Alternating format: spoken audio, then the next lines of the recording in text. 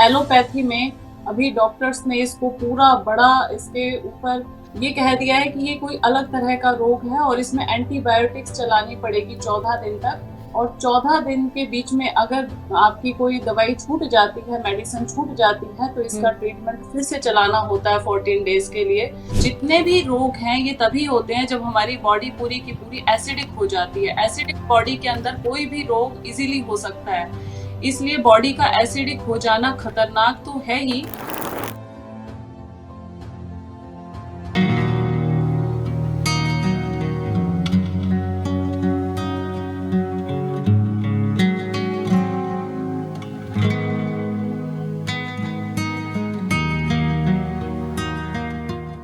नमस्कार, D5 channel Hindi देख रहे दर्शकों का मैं वंदना स्वागत करती हूं। आज एक बार फिर हम जुड़े हैं वरिष्ठ प्राकृतिक चिकित्सक डॉक्टर विजाता आर्य जी से। डॉक्टर विजाता, आपका बहुत बहुत स्वागत है हमारे इस प्रोग्राम में। थैंक यू सो मच वंदना जी, नमस्कार। डॉक्टर विजाता, आजकल पेट का एक रोग ज्यादा देखने में आ रहा है, हेलिकोबैक्टर पाइलोरी। इसके बारे में आज हम आपसे बात करेंगे, तो ये बताइए कि ये रोग है क्या आखिर? हेलिकोबैक्टर पाइलोरी पेट का रोग है जिसमें गैस्ट्रिक और एसिडिटी की प्रॉब्लम होती है। वैसे तो मैं इसको नया रोग नहीं मानती, क्योंकि थोड़े थोड़े दिन बाद उसी गैस्ट्रिक की और अल्सर की प्रॉब्लम को ही नया नाम दे दिया जाता है। बेसिकली इसमें भी सारे सिम्टम अल्सर जैसे ही होते हैं। वॉमिटिंग फीलिंग होती है, पेट में गैस्ट्रिक रहती है, दर्द होता है नाभि के ऊपर, और छोटी आंत के अंदर घाव जैसी सिचुएशन इसमें पैदा हो जाती है। लेकिन ये सारे सिम्टम्स इंडिकेटर हैं कि पेट के अंदर एसिड बन रहा है, और जैसे पित्त के रोग होते हैं वैसे ही एक आम पित्त का रोग ही है ये। इसको अलग से कोई नया नाम दे दिया है या कोई नया बैक्टीरिया वायरस आ गया है, ऐसा नहीं है। जो ट्रीटमेंट हम अल्सर के रोगियों को, एसिडिटी गैस्ट्रिक के रोगियों को देते हैं, उसी तरह से इसका उपचार करने से ये बहुत इजीली ठीक हो जाता है। लेकिन एलोपैथी में अभी डॉक्टर्स ने इसको पूरा बड़ा इसके ऊपर एक ये कह दिया है कि ये कोई अलग तरह का रोग है और इसमें एंटीबायोटिक्स चलानी पड़ेगी 14 दिन तक।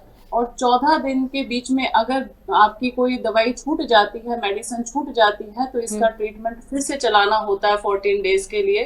तो प्राकृतिक चिकित्सा में इसको अलग से रोग नहीं माना गया। हेलिकोबैक्टर पाइलोरी या एच पाइलोरी कोई नया रोग नहीं है, बल्कि पेट का एक रोग है जिसमें पेट में गैस्ट्रिक होती है, एसिडिटी होती है, और खाने के बाद पेट फूला हुआ महसूस होता है, ब्लोटिंग जैसी फीलिंग आती है।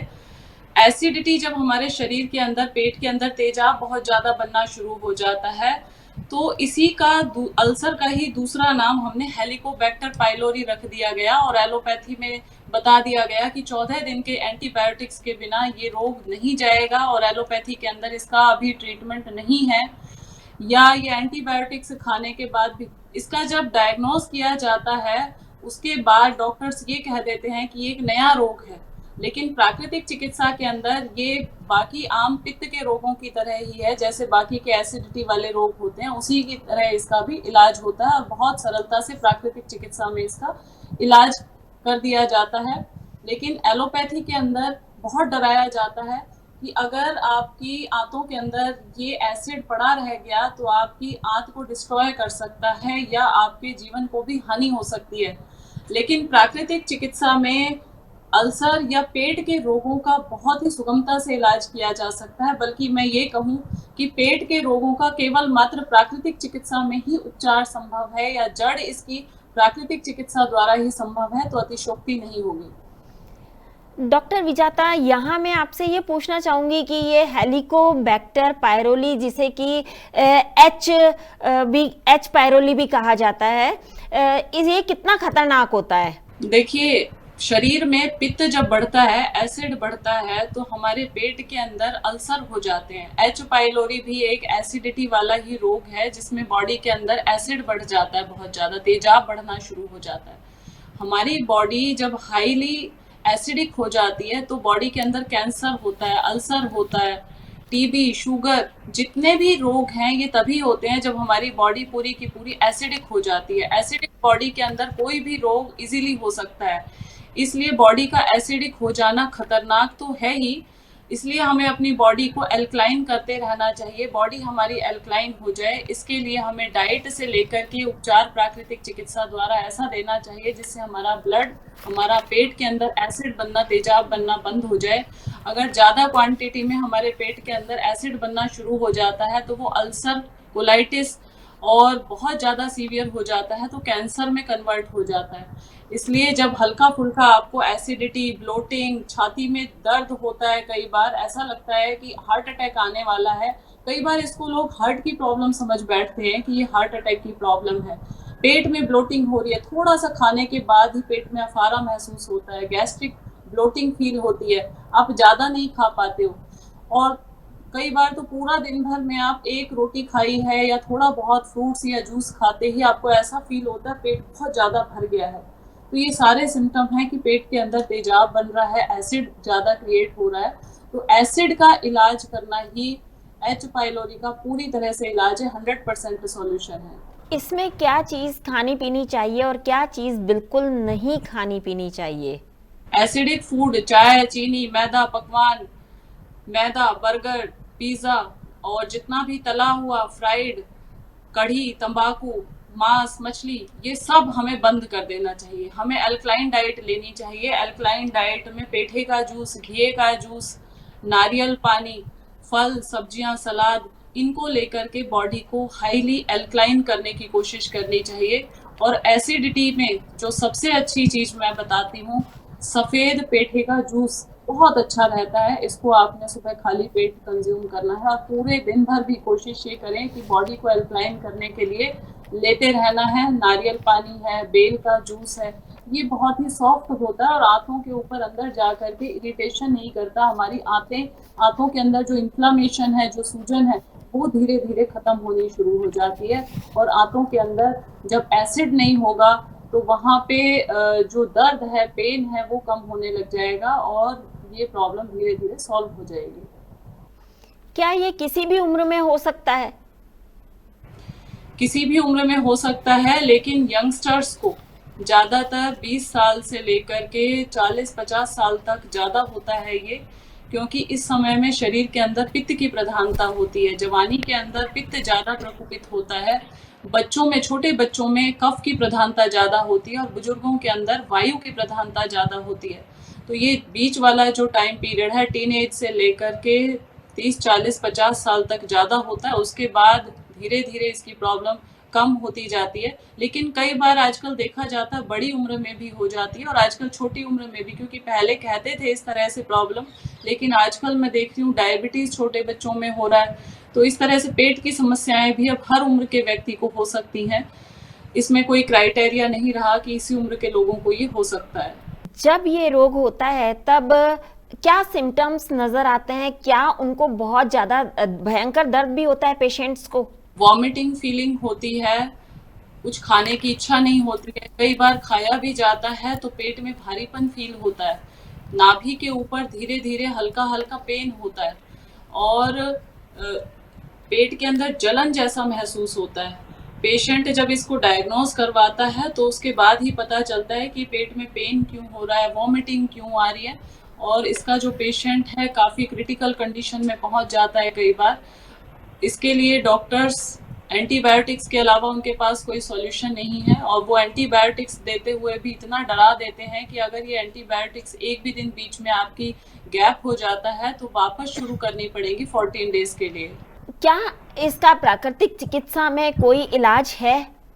वंदना जी, इसका ट्रीटमेंट या पेट के कोई भी रोग है, किसी भी तरह का, मैं इसको कोई अलग रोग नहीं मानती, बाकी रोगों के जैसे ही जैसे पेट के रोग हैं उसमें मैं नाम गिनवाऊं, अभी तो अल्सर है, कोलाइटिस है, गैस्ट्रिक है, एसिडिटी है, कॉन्स्टिपेशन है, जितने भी पेट के रोग हैं, हर्निया है, पेनक्रियाज वीक हो जाती है, पेनक्रियाज का कैंसर है, लीवर का कैंसर है, किडनी की प्रॉब्लम है, इन सब का सॉल्यूशन प्राकृतिक चिकित्सा में बहुत ही अच्छा है, बहुत ही सुलभ है, बहुत ही सस्ता है और हर व्यक्ति इसको अप्लाई कर सकता है।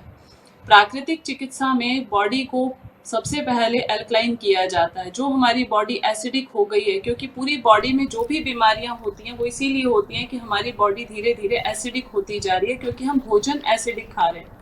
जब हम खाना बंद करेंगे एसिडिक फूड, तो हमारा ब्लड, हमारा पेट हमें थैंक यू बोलेगा कि आपने हमारे ऊपर बहुत ज़्यादा दया की है कि एसिडिक फूड खाना बंद कर दिया। चाय हाईली एसिडिक फूड है इसमें, इसलिए सबसे पहले प्राकृतिक चिकित्सा में आते ही हम चाय बंद करवा देते हैं। किसी भी तरह का जॉइंट्स पेन भी अगर आपको है, पेट की कोई भी समस्या है, तो सबसे पहले बीपी की प्रॉब्लम है, कई बार ये एसिडिटी की प्रॉब्लम को लोग बीपी की प्रॉब्लम समझ करके एंजियोग्राफी करवाते हैं और स्टंट भी डलवा लेते हैं। अभी कुछ दिन पहले एक पेशेंट हमारे पास ऐसा आया था जिसको इसी तरह की प्रॉब्लम थी और उसको हार्ट इश्यूज बता दिए गए कि आपको हार्ट में प्रॉब्लम है। तो ये कहीं ना कहीं मिसगाइड भी करने वाले रोग होते हैं पेट के रोगों में, हमें समझ नहीं आता। एंटीबायोटिक्स खाना सबसे बड़ी भूल है इस रोग के अंदर। एंटीबायोटिक्स जितना ज़्यादा खाते जाएंगे, पेट के रोग उतने ज़्यादा बढ़ते चले जाएंगे। इसलिए पेट में गैस है, एसिडिटी है, कॉन्स्टिपेशन है, कुछ नहीं करना आपको। 7 दिन के लिए प्राकृतिक चिकित्सा कर लो। प्राकृतिक चिकित्सा के अंदर मिट्टी की पट्टियाँ, गीली लपेट, कटी स्नान, एनीमा, कॉलन हाइड्रोथेरेपी, कुंजल क्रिया करवा के ये पूरे टॉक्सिन्स को अंदर से बाहर निकाल देते हैं। क्योंकि रूट कॉज तो मैंने बता दिया कि सारे रोगों का एक ही है कि पेट में मल सड़ता है, और मल सड़ता है तो एसिड फर्मेंटेशन होता है, और फर्मेंटेशन होता है तो एसिडिटी होती है, गैस्ट्रिक होती है, ब्लोटिंग होती है। सबसे पहले काम है पेट को साफ करना। उसके लिए फलाहार रसाहार के ऊपर रख करके हम ये सारा उपचार क्रम चलाते हैं और बहुत जल्दी हमारा शरीर विषमुक्त हो जाता है, जहर पूरा बाहर निकल जाता है। स्तन रूपी बेल में मल और बल का खेल, मल बढ़ता बल जा रहा, गाड़ी हो जाए फेल, गाड़ी हो जाए फेल, सीवर मल से भर जाता, बायलर में गैस बने इंजन घर्राता, तुरंत करी हड़ताल हाथ पैरों ने जारी, जर्नल जाम लगाया भारी। अब तो यही उपाय है, शीघ्र सर्विस करवाओ, मल भगाओ और बल रोको। तो इसमें काम यही करना है कि शरीर का जितना मल है, जितना टॉक्सिन्स है, हमें प्राकृतिक चिकित्सा द्वारा डिटॉक्स करके उसको बाहर निकाल देना है। और बाहर निकालने का रास्ता है, माल भरा हो पेट में ऊपर लागे जाम, कुंजल बस्ती कीजिए यही सयानो काम। ऊपर से पानी पी करके कुंजल करवा देते हैं और नीचे से कॉलन हाइड्रोथेरेपी या एनीमा द्वारा आंतों की सफाई कर देते हैं। और पेट को आराम देने के लिए अभी आजकल अल्सर वाले लोगों का इस मौसम में मेरे पास बहुत आना हो रहा है। अल्सर कोलाइटिस के मरीजों का भी सेम इसी तरह से ट्रीटमेंट होता है जैसे इस एच पाइलोरी ट्रीटमेंट होता है। इसमें पेट पे कई बार दिन में 5-6 बार पट्टियां लगाई जाती हैं, एनीमा करवाया जाता है दिन में 2 बार, कटी स्नान करवाया जाता है और ठंडी गर्म लपेट पेट की होती है। तो ये दिन में कई बार प्रोसीजर होता है। विद इन 2 से 3 दिन में बहुत अच्छा आराम मिल जाता है। लेकिन अगर आपने एक बार एंटीबायोटिक से शुरू कर दी तो उसका कोई अंत होता नहीं है। और वो कहावत है ना, ज्यों ज्यों दवा की मर्ज बढ़ता गया, आपका रोग बहुत ज़्यादा क्रिटिकल हो जाएगा। हो सकता है आपको बहुत ज़्यादा इसके साइड इफ़ेक्ट भुगतने पड़े आगे आने वाले टाइम में। क्योंकि मेरे पास फ़ोन आते हैं हॉस्पिटल से, जब लोग हॉस्पिटलाइज होते हैं कि हमें ये प्रॉब्लम एसिडिटी की हुई और अब डॉक्टर्स ने स्टेरॉइड देना शुरू कर दिया। लास्ट में इसका सॉल्यूशन कुछ नहीं बचता है। जब आंतों के अंदर इतनी ज़्यादा परेशानी सिचुएशन खड़ी हो जाती है तो डॉक्टर्स के पास लास्ट में होता है कि स्टेरॉइड के ऊपर रख दिया जाता है। तब वो हॉस्पिटल से मुझे कई बार फ़ोन आ रहे हैं और पिछले 3-4 दिन से लगातार कई लोगों के फ़ोन आ रहे थे। इसलिए आज मैंने ये एपिसोड किया आपके साथ कि लोग सचेत जाएं कि पेट के अंदर कोई भी ऐसी प्रॉब्लम हो रही है, ब्लोटिंग है, कॉन्स्टिपेशन है, गैस है, एसिडिटी है, तो एंटीबायोटिक्स ना खाएं, प्राकृतिक चिकित्सा कर लें। और बहुत अच्छा इलाज है कि पेट को आपने डिटॉक्स कर देना है, सफाई कर देनी है। और ऊपर से डाइट आपको जरूर चेंज करनी है। मैं लोगों को चाय के लिए मना करती हूँ, लेकिन घबरा जाते हैं कि चाय छोड़ते ही तो एडिक्शन इतनी ज़्यादा हो रही है कि नींद कैसे आएगी, सिर में दर्द हो जाएगा।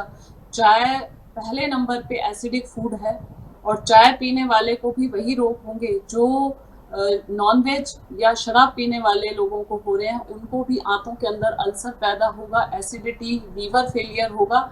इसलिए सबसे पहले इस रोग को होते ही एसिड जब भी पेट में है तो चाय को सबसे पहले छोड़ दें। लाल मिर्च, गरम मसाला, चीनी, चाय पत्ती, तेज मीठा, तेज ठंडा, तेज गरम चीज़ें तो इसमें बिल्कुल भी हमें सुटेबल नहीं होती हैं। ठंडी प्रकृति की चीज़ें जो तासीर में ठंडी होती हैं, नारियल पानी है, घी का जूस है, सफ़ेद पेठा है, या ठंडा दूध भी हम इसमें कई बार पिलाते हैं जब ज़्यादा पेट में आग लगती है। तो इस तरह से करके धीरे धीरे आंतों के ऊपर से लोड कम करते हैं और प्राकृतिक चिकित्सा में इसका 100% सॉल्यूशन। जिनको ये रोग होता है उनको योग, आसन, प्राणायाम करना कितना लाभदायक होता है? वंदना जी, इस रोग के अंदर शीतली और शीतकारी प्राणायाम जबरदस्त लाभ देता है। शीतली शीतकारी प्राणायाम में सबसे पहले ऐसे दांतों के बीच से श्वास लेते हैं, इसको शीतकारी प्राणायाम बोलते हैं, जिसमें पूरा अंदर से ये हमारी श्वास नली, भोजन नली ठंडी हो जाती है और यहाँ एसिड जो क्रिएट हो रहा है, यहाँ पे जलन हो रही होती है, उसमें बहुत तेजी से रिलीफ मिलता है। ऐसे दांतों को आपस में मिला लेते हैं और दांतों के बीच से ठंडी ठंडी छन करके ठंडी ठंडी हवा अंदर जाती है और राइट नोस्ट्रल पुश करके लेफ्ट से बाहर निकाल देते हैं। इस श्वास को थोड़ी देर के लिए गर्दन नीचे दबा के आप होल्ड भी कर सकते हैं। राइट नोस्ट्रल पुश, लेफ्ट से बाहर। इसके बाद हम शीतली प्राणायाम करते हैं। जीभ को फोल्ड करके बाहर निकालने, कौवे की तरह चोंच बनाना है और जीभ को बाहर निकालना है इस तरह से। अब ये जो पाइप बना हुआ है इसके अंदर से श्वास भरेंगे। थोड़ी देर के लिए गर्दन को नीचे दबा करके होल्ड करेंगे। राइट नोस्ट्रल पुश करते हुए लेफ्ट से बाहर निकाल देंगे। ये दोनों प्राणायाम ठंडक देने वाले प्राणायाम है। ये यहाँ हमारी पूरी नली के अंदर, अभी एक पेशेंट तो हमारे यहाँ कल ही एडमिट हुआ है, उसकी काफ़ी क्रिटिकल कंडीशन है इसी रोग को लेकर के।